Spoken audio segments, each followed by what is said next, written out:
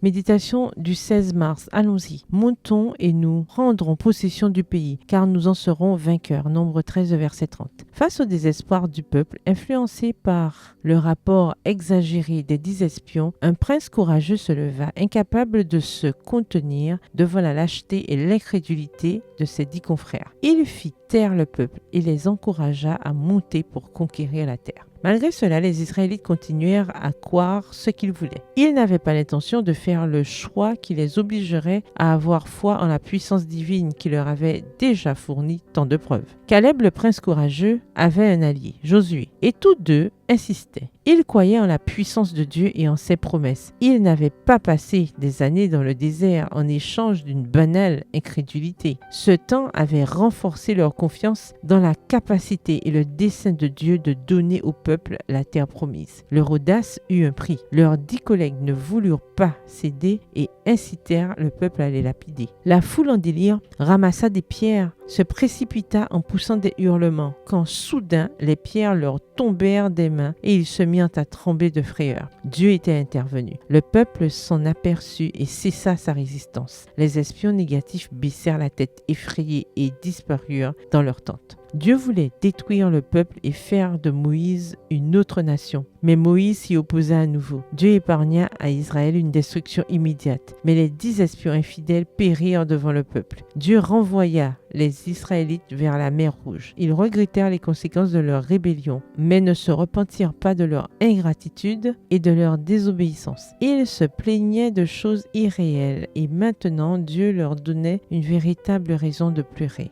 Ils passèrent la nuit à se lamenter, mais au matin, ils changèrent d'avis et passèrent d'un extrême à l'autre. Ils avaient rejeté l'idée d'avancer pour conquérir le pays. Maintenant, ils voulaient aller au combat à tout prix, même sans l'autorisation divine. Comme l'être humain devient l'otage de Satan lorsqu'il refuse de faire confiance et d'obéir. Si Dieu nous invite à avancer, faisons-lui confiance et obéissons-lui. Il ne s'arrête pas aux impossibilités humaines. Il est le miracle. Êtes-vous confronté à une mission difficile? En avant, montez et prenez possession du pays. Le Seigneur est avec vous. Mais s'il vous dit de revenir en arrière, obéissez-lui. Dieu sait mieux que nous ce qui se passe en coulisses. Et parfois, il reporte les victoires à plus tard pour nous permettre d'apprendre. Bonne journée, que l'Éternel vous bénisse.